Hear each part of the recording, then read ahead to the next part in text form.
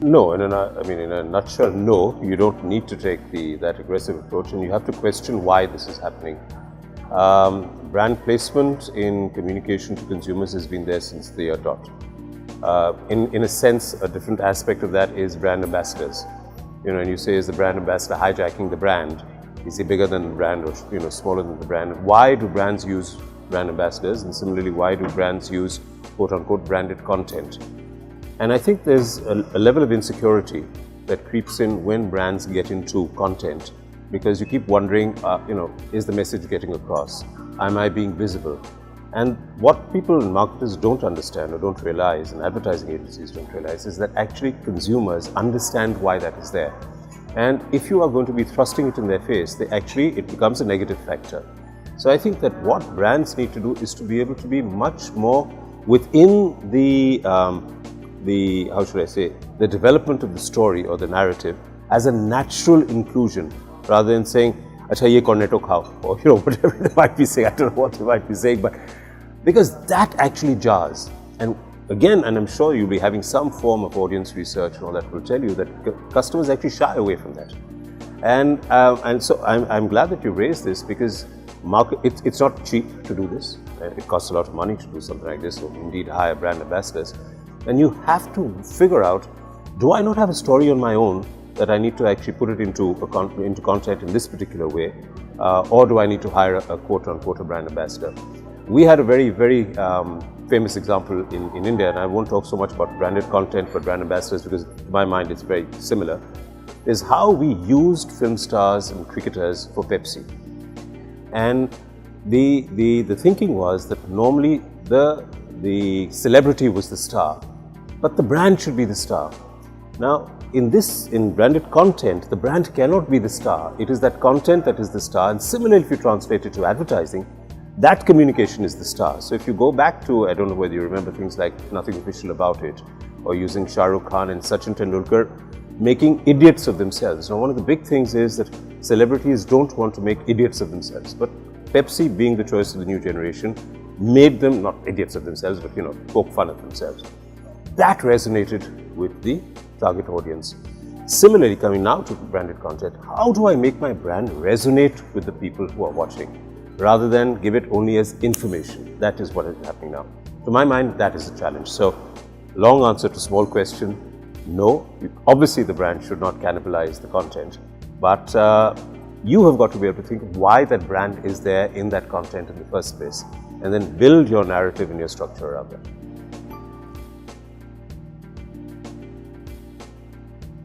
I wish I could say yes, but the way that it is structured now, it is, there are so many clones that have come of the IPL. Bangladesh has one, and the Caribbean has one. So I think till you're able to play in Pakistan, right? Something offshore will never have the same resonance, and I come back to resonance with people. The IPL has resonance with the residents. Now, IPL being played in South Africa did not have the resonance. You cannot possibly have it only just watching it on television, because it is the arena, it's the environment that is the IPL. It is not television. It is being there in the stadium with a completely different format.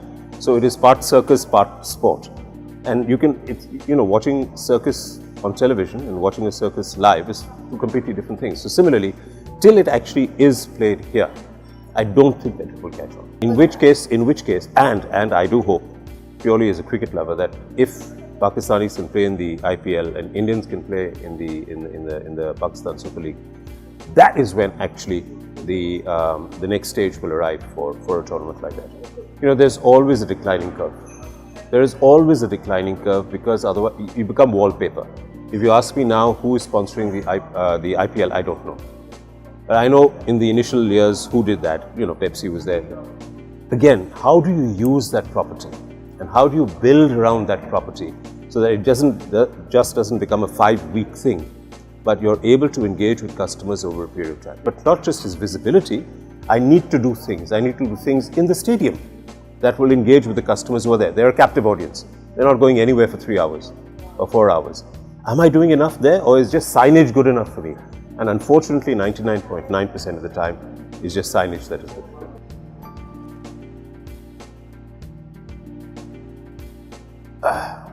I think the flip side of that question is that why are we seeing it so late in India? It's not that it has been doing it for the last 50, 20 years. So very similarly, there are very similar cultural traits. I mean, this whole paternalistic society and male-dominated society is very much in India as well. So even this sort of share the load is, I think, a very first, by the way, I commented on this on the website, kulzi.com. It's a very tentative first step, right? And the way that it's portrayed, so it's a good, let me put it this way, it's a good first step, but it is a very small first step. Because share the load, because the wife or the mother, whoever it is, multitasking and is part of some corporate thing and you can make out from all the phone that she's on. Now, share the load must not be that I picked up the box and I went to the washing machine. It's got to be much more than that. So, as I said, it's a good first step. I hope they will build upon that. And then aerial becomes redundant. It's not sharing the load to wash clothes. It is sharing the load in a much, much bigger sense. Now, do they have the guts to do that? Do they have the guts to actually transcend the mundane of putting the clothes in the washing machine and putting aerial on it and sharing that load into actually sharing the load and becoming equal partners in life? If they're able to do that, fantastic. If not, it'll remain just a slogan. Sorry, the second part of your question, why you're not doing it here? Same thing, because we did it so late. So I think very similar cultural traits. The time will come, I think people will, but it will take a little bit of time. And again, I think the explanation would need to be much more as to why this is important over here. So I think that maybe it will take a couple of years here. From my understanding of what is the family relationships and society in Pakistan, I think it will take a little time. But it will resonate when it comes. I think it will resonate when it comes, yes.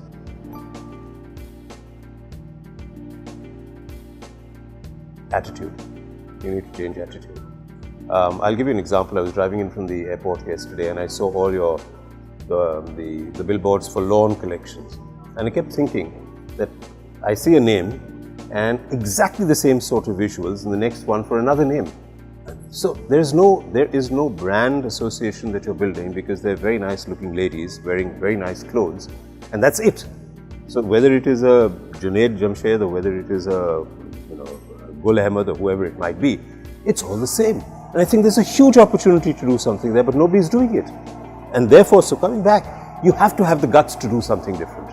And let me tell you, people will respond to that because everybody will see, if you see the same thing day after day, it becomes wallpaper. Why is there a fear of insecurity? Insecurity. You see, again, within a system, within a corporate system especially, you can never be blamed for, but they also did it and we also did it. So it comes back to leadership. If the leader says, no, we must be different and I'm going to back you. But if the leader himself is insecure, then he'll never back you. So you will have the same templates that will be coming out because that's a safe one. Nobody up the ladder, the chairman, the CEO will question, ki, aapne ye kyun kiya? Why did you change this? So dekho sab kar rahe hain aise. Will people understand it? So the second big fallacy is that people will not understand you. People aren't fools. There's that famous quote from David Ogilvy that she's not a moron, she is your wife. It's a fact. You think that people are fools or not? They're earning money, they're spending money, they're doing it for some very good reason. Now give them a better reason to buy you instead of buying somebody else, but people are not doing that. So it's insecurity and a lack of leadership, I think, that is causing this.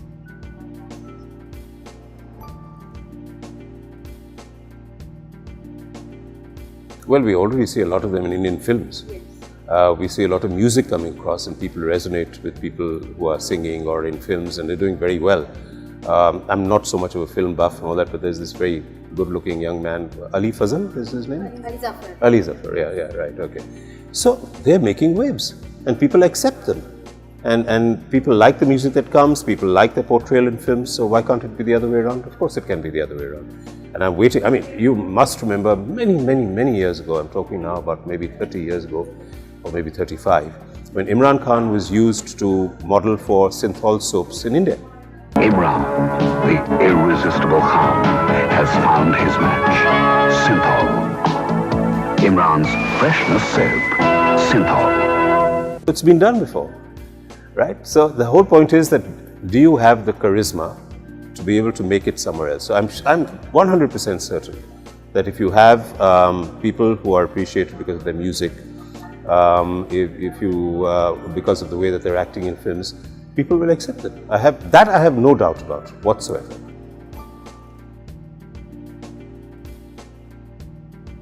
You know, I think digital is one of the biggest buzzwords that we use that we don't understand. You know, everybody says digital as if it's going to be a magic mantra. It's not. It's another medium. You know, so when radio came, it was another medium. It's how you use that medium. What digital allows you to do is to engage much more with customers. Unfortunately, I think everywhere, certainly in India, and I would dare say in Pakistan as well, brands are not engaging enough with customers. You have a phone. You have the ability to actually do your analysis and analytics on me as a person. You know exactly what my spend patterns are in terms of talk time, data usage, etc. Why are you not going into crafting engagement programs for me as a person rather than 25,000 people who are just anonymous? That is the next stage, everywhere, not just here, everywhere. Because there is so much data that you can use. People are not using that data because it's hard work. It's so much easier shooting a film, putting it up and say, film dekho, it's a great film. That's not good enough. So digital allows you the ability to engage with customers.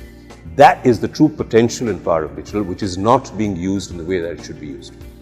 Until people realize that, people thought digital, put a banner on a website, or put up a website, or put a banner on a Google page. What's that got to do? I mean, do you look at it and say, oh wow, same thing. Will I click through to something? Right? And similarly, when you put on a television commercial, do you use your remote to zap or do you watch it? It's the same template. It's the same principle that holds. So yes, digital is a fantastic way of being able to engage with your customers, but not even scratching the surface now.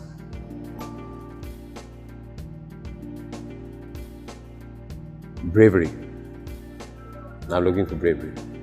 Is somebody being able to, as we said, be brave and do something different, meaningfully different. I don't mean outlandish for the sake of being outlandish. Did they step out of the borders of insecurity and sameness? Were they able to make a difference in the lives of their customers? Those are the things. But if you want me to sum it up in one word, it would be bravery. It's not to do with how much sales that brand wanted. Of course it has to. Inevitably it will do that, right? But if you're just correlating that, then you don't need us here, right? Then you say, I spent so much, I sold so much, you finish the award right there. So the whole point about communication is like any other creative pursuit. If everybody painted the same picture, you're not going to look at it, right? But if you are able to come out with a different version or a different style or different use of colors, then, this is something different, right? And of course, you must understand that every brand will not appeal to every customer. It's impossible. And the whole point about brand positioning is that. So to your core target group, the one that you think are the right people to engage with for your brand, have you been brave and have you been out of the box? That's what I would be looking for. I'm Sunil Gupta. I'm from India. I've been in advertising, or was in advertising, for about 30 odd years. I now run my own consultancy in brand communication. I write, I act, I do sports commentary, and I enjoy my life. So I suggest you do that as well and watch me on Brandsynario.